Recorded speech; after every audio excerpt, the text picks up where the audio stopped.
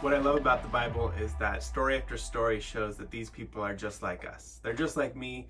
We have a high moment and then a low moment and a crash and a burn. And here, the everything starts to turn from good to bad to worse.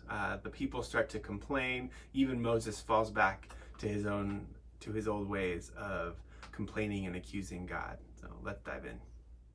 Exodus 5, 1 through 23. Afterward, Moses and Aaron went to Pharaoh and said, "This is what the Lord Israel's God says. Let my people go so that they can hold a festival for me in the desert." But Pharaoh said, "Who is this Lord whom I'm supposed to obey by letting Israel go?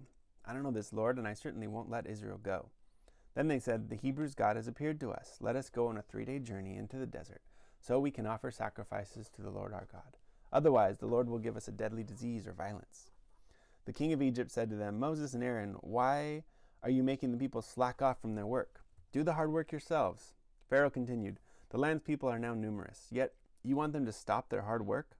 On the very same day, Pharaoh commanded the people's slave masters and supervisors, "Don't supply the people with the straw they need to make bricks like you did before. Let them go out and gather the straw for themselves.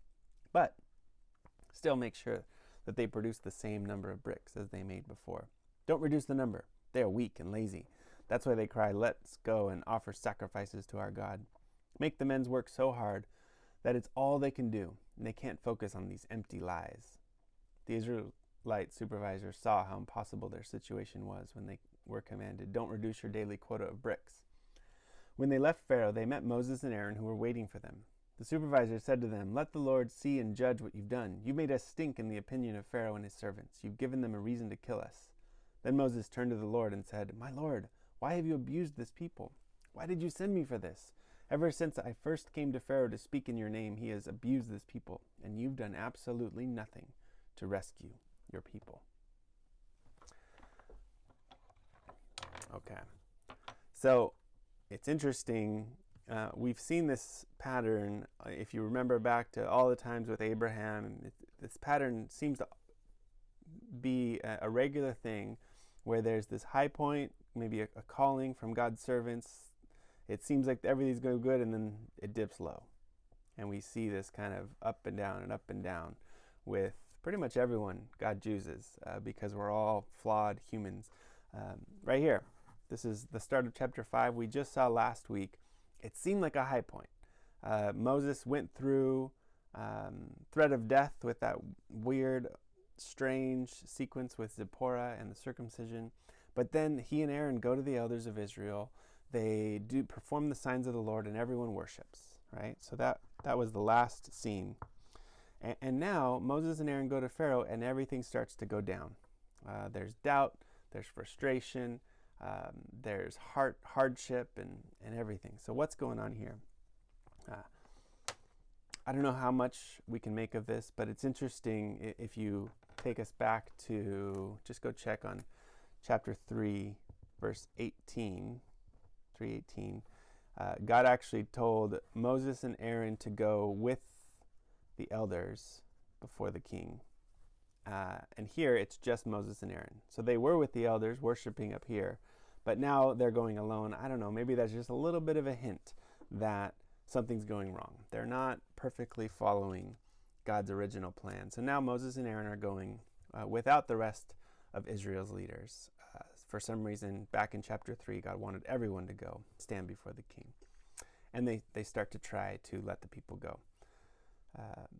Let us go. We want to hold a festival to worship the Lord, to serve him in the desert.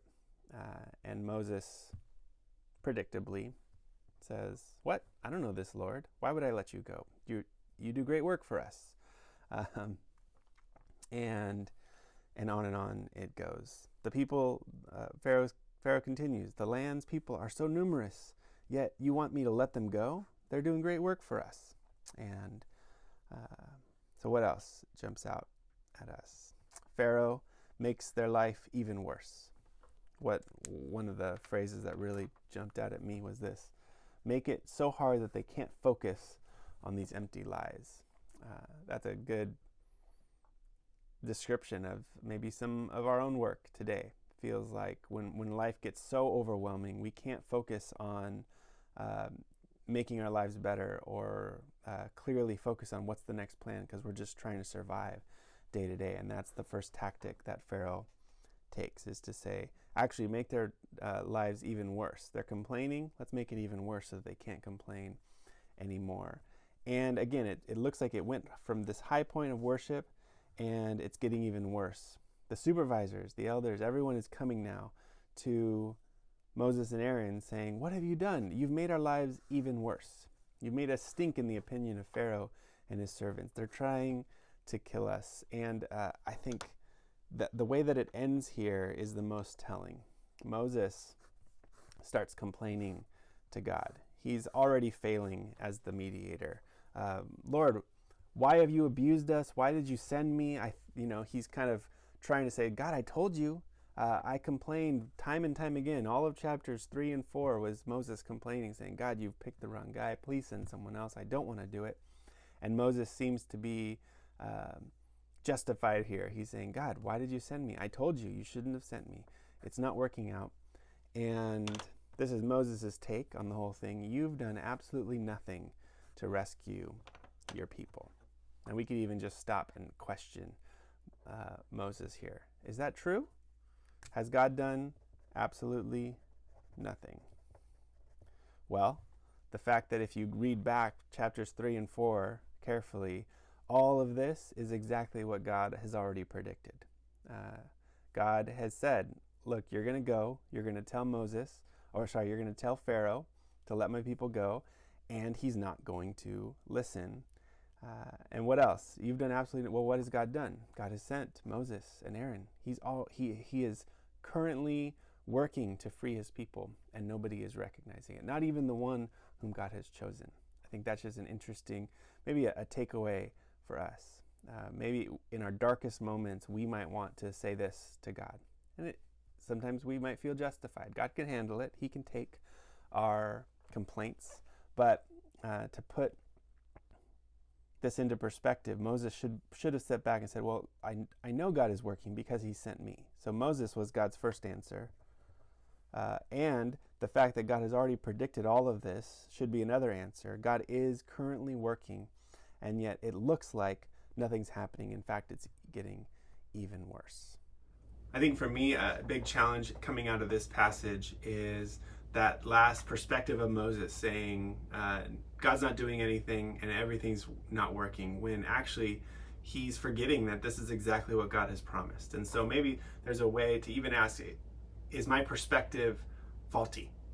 Do I need to actually come back and say, God, show me what's really going on here. Remind me of what's really going on here. Maybe when life is hard, it's frustrating, it's confusing, is there something about this moment that God, I can still point to and say, God is still at work.